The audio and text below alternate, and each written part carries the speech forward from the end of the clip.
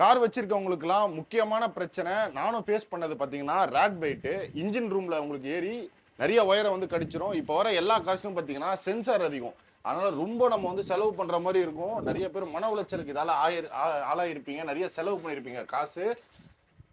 Permanent சொல்யூஷனா Tamil Nadu வேலூர்ல இருக்கக்கூடிய Shah custom பெயிண்ட்ல aluminium mesh வந்து பண்ணி கொடுக்குறாங்க. ஸோ இது பெர்மனன்ட் சொல்யூஷன். ஆனால் இதை பத்தி சொல்லுங்கண்ணா. ஹாய். ஸோ இது வந்து ரேட் மெஷ்ஷு. இதோட அட்வான்டேஜ் என்னன்னு பார்த்தீங்கன்னா எலி உள்ளே போக வாய்ப்பே கிடையாது.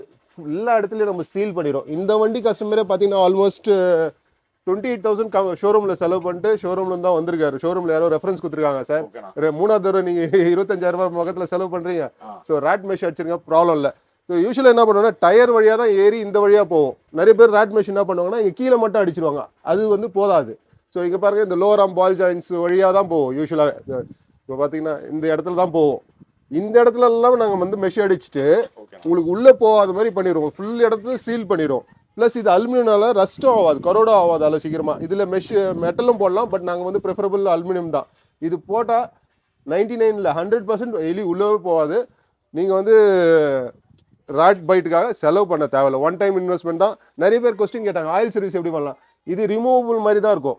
ரிமூவ் பண்ணிட்டு ஆயில் சர்வீஸ் பண்ணிட்டு அவங்களே வந்து மெக்கானிக்கை திருப்பி ரீஃபிட் பண்ணிப்பாங்க. ஸோ ஈஸி தான், பிளக் அண்ட் ப்ளே தான் அது.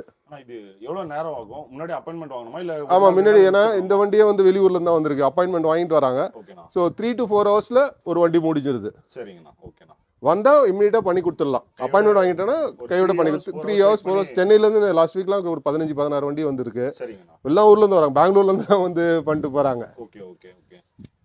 ஸோ இந்த வீடியோட ஸ்டார்டிங்கில் சொன்ன மாதிரி நான் இப்போ புதுசாக ஒரு கார் வாங்கியிருந்தேன். புது காருக்கே பார்த்தீங்கன்னா ஒரே ஒரு ஒயர் மட்டும் எலி கடிச்சிச்சு. நான் ஷோரூமில் போய் சண்டை போடுறேன், புது கார் எப்படி பிரச்சனை வரும்னு பார்த்தா அந்த கரெக்டாக அவர் சொன்னார். ரேட் பைட் எங்கே கண்டுபிடிச்சுன்னு கடிச்சிருக்குன்னு காமிச்சிருந்தாரு. நிறைய சென்சார் கம்ப்ளைண்ட், நிறைய ப்ராப்ளம் வந்து இதால வருது. ஆமாம். சில பேர் என்ன மோஸ்ட் நம்ம மண் தரையில தானே நிப்பாட்டோம். காவா பக்கத்துல நிப்பாட்டோம். ஏறி ஈஸியா இருக்குது. சோ பெர்மனன்ட் சொல்யூஷன் இப்போ ஹோண்டா ஜாஸ்க்கு வந்து பண்ணிட்டு இருக்காங்க. ஆனா இது எல்லா கார்ஸ்க்கும் பண்ணலாம். எல்லா கார்ஸ்க்கும் பண்ணலாம்.